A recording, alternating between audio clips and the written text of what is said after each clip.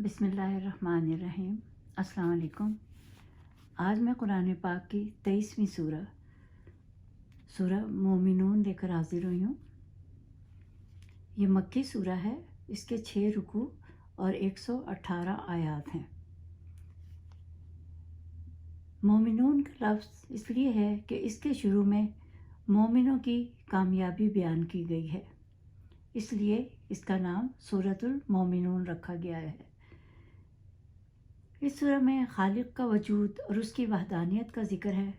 नबूवत और रिसालत के बारे में बयान किया गया है और मौत के बाद ज़िंदा होने का ज़िक्र है। इस सूरह के शुरू में 7 खूबियों वाले मोमिनीन का ज़िक्र है और आखिरत में उनके लिए जन्नत का वादा है। और कहा अल्लाह ताला ने कि बागात और नबातात के लिए आसमान से बारिश बरसाई। वो सिर्फ़ खुदा की ज़ात ही ये काम कर सकती है।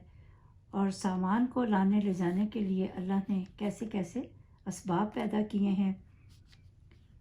और कहा कि जो लोग हुजूर सल्लल्लाहु अलैहि वसल्लम की नबूवत पर ईमान नहीं लाते उनको सरजनिश की गई है।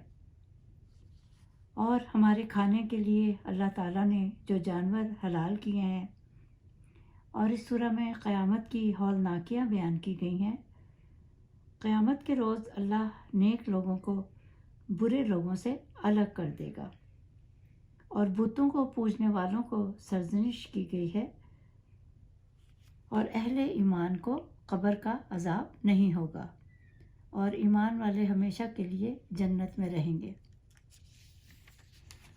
और इस सूरह में कहा गया है कि हर नफ्स को मौत है। और जब भी हुजूर सल्लल्लाहु अलैहि वसल्लम पर वही नाजिल होती तो हुजूर सल्लल्लाहु अलैहि वसल्लम को अपने गिर्द मक्खियों की भिनभिनाहट महसूस होती थी।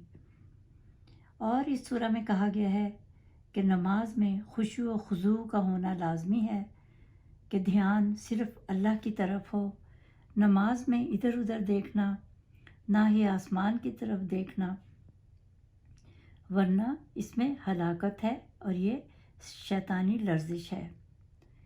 इबादत को इबादत समझकर करें, यहाँ वहाँ तवज्जो ना करें। नज़रें सजदा करने की जगह पर रखें, वरना अल्लाह ताला कहता है कि नज़रें छीन ली जाएंगी। क़यामत के रोज़ सादतमंद और बदबख्त अलग कर दिए जाएंगे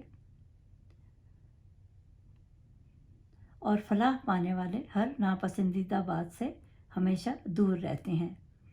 बेकार कामों से बचें, कम बात करें और कहा कि हमेशा अपनी ज़ुबान की हिफाजत करें। अपनी ज़ुबान को बेलगाम ना छोड़ो और ना ही ग़ीबत करो, क्योंकि जिसकी हम बुराई करते हैं दरअसल हम उसके गुनाह कम कर रहे होते हैं। अपनी ख़ताओं पर आंसू बहाओ। अल्लाह तमाम मुसलमानों को ज़ुबान की हिफाजत करने की आदत डाले और उनको तौफ़ीक़ दे कि वो कभी भी किसी का दिल ना दुखाएं और ना ही ऐसे कामों में वक्त ज़ाया करें। और इस सूरह में कहा है कि ज़कात अदा करना फ़र्ज़ है और इसको अदा करने का हुक्म है कि पाबंदी के साथ अदा करें। और जो ज़कात देता है बेशक उसके माल का शर उससे चला जाता है और जिसको अल्लाह माल दे उस पर ज़कात फ़र्ज़ है। वरना कहा कि वो गंजे सांप की तरह होगा उनका जो भी माल होगा। क़यामत के रोज़ उसके लिए सांप उसके गले का तोक बन जाएगा। और कहा कि सदक़े से बीमारों का इलाज करवाएं और सदका जो कि नफ्स को भी पाक कर देगा। इस सूरह की मुमासलत है सूरह हज से भी। उसमें भी कहा गया था कि हर जानदार को मौत का मज़ा चखना है और मौत का वक्त किसी को भी मालूम नहीं। सहाबा कराम जब भी नमाज़ पढ़ते अपनी तवज्जो सजदे की जगह मरकूज़ रखते, जैसे कि अल्लाह देख रहा हो। आप पर भी फ़र्ज़ है कि जब भी नमाज़ पढ़ें इधर उधर मत देखें। اور فلاح پانے والے ہر ناپسندیدہ بات سے دور رہتے ہیں۔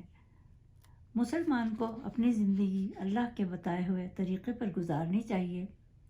حضور صلی اللہ علیہ وآلہ وسلم ہمیشہ دعا کرتے تھے کہ اللہ میرے نفس کو مضبوط اور پاک رکھنا، اور جو لوگ اپنی شرمگاہوں کی حفاظت کرنے والے ہیں ان کے لیے جنت کا وعدہ ہے، یعنی زنا سے دور رہیں۔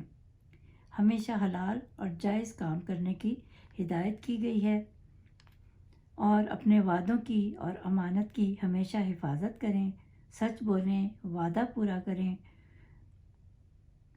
امانت دار کو کہا گیا ہے کہ وہ ہمیشہ برے کام سے اپنے ہاتھوں کو روکے، اور نماز کی حفاظت کرنے والے یعنی وقت پر خشوع و خضوع سے عبادت کرنے والے کے لیے بھی جنت کا وعدہ ہے۔ اچھی طرح سے وضو کیا اور نماز پڑھی۔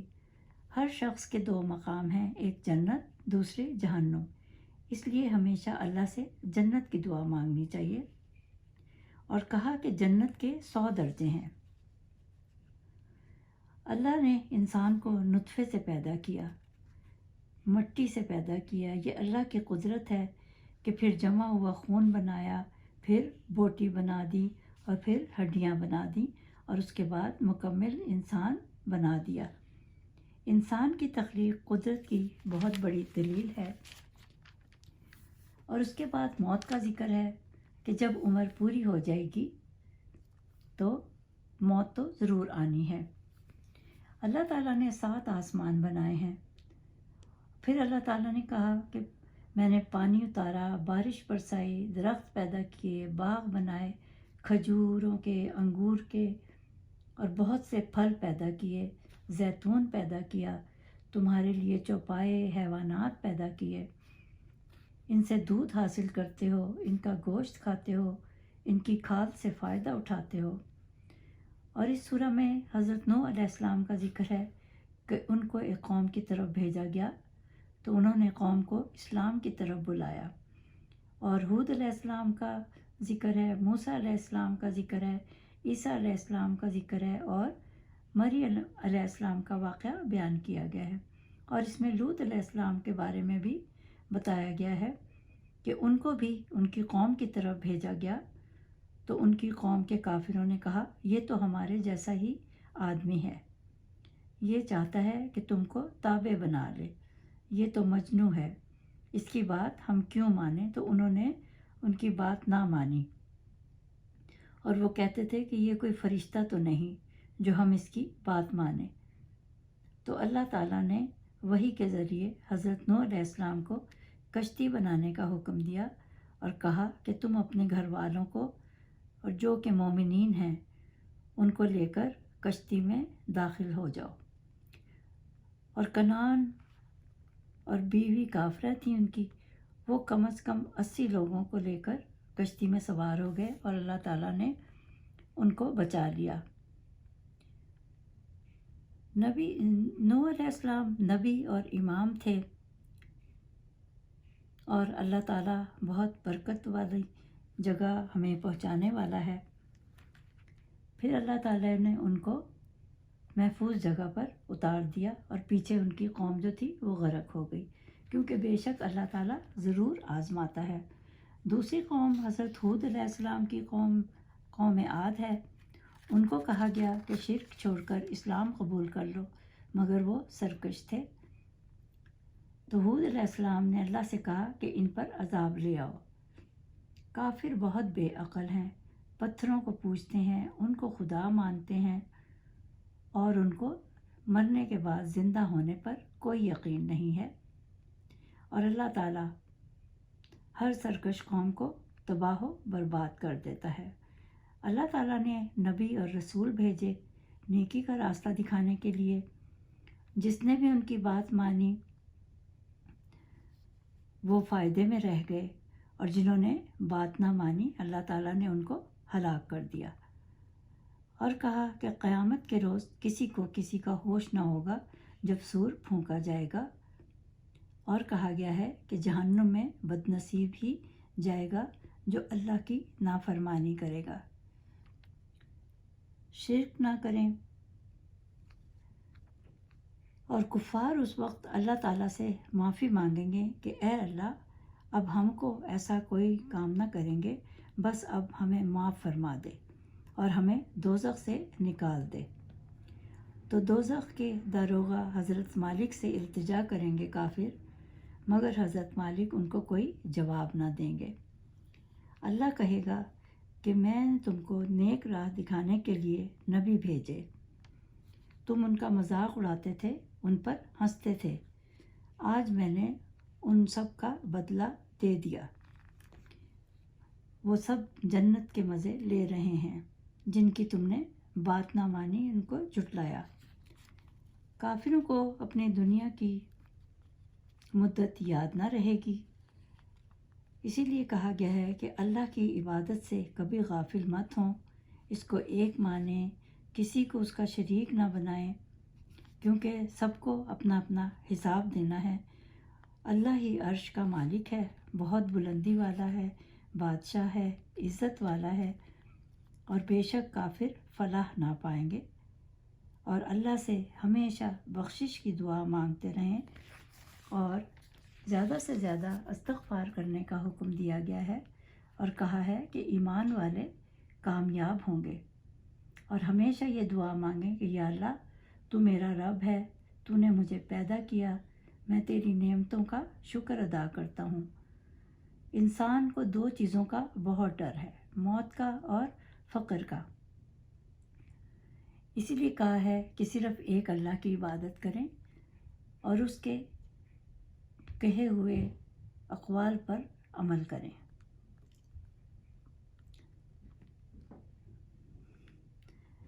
اس سورت کی بہت فضیلت ہے۔ اس کی آخری 4 آیات جو ہیں، افا حسبتم سے لے کر آخر تک پڑھنے سے زندگی کی تمام تمنائیں، خواہشیں پوری ہوں گی، اور جادو ٹونے کا اثر نہیں ہوگا، اللہ تعالیٰ خزانہ عطا فرمائیں گے، اور کسی شرابی یا جواری پر بھی پڑھ کر دم کریں تو وہ بھی ٹھیک ہو جائے گا۔ اور اولاد کو نیک بنانے کے لیے بھی، بدکاری سے بچانے کے لیے اس نماز کا پڑھنا بہت ضروری ہے۔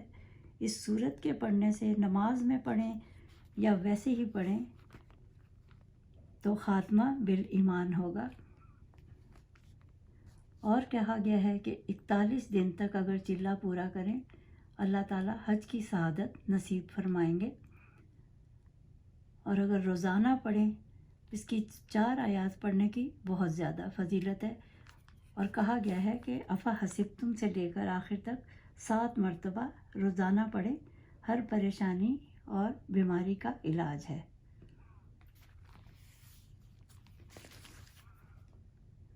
امید ہے آپ کو میری یہ صورت پسند آئی ہوگی۔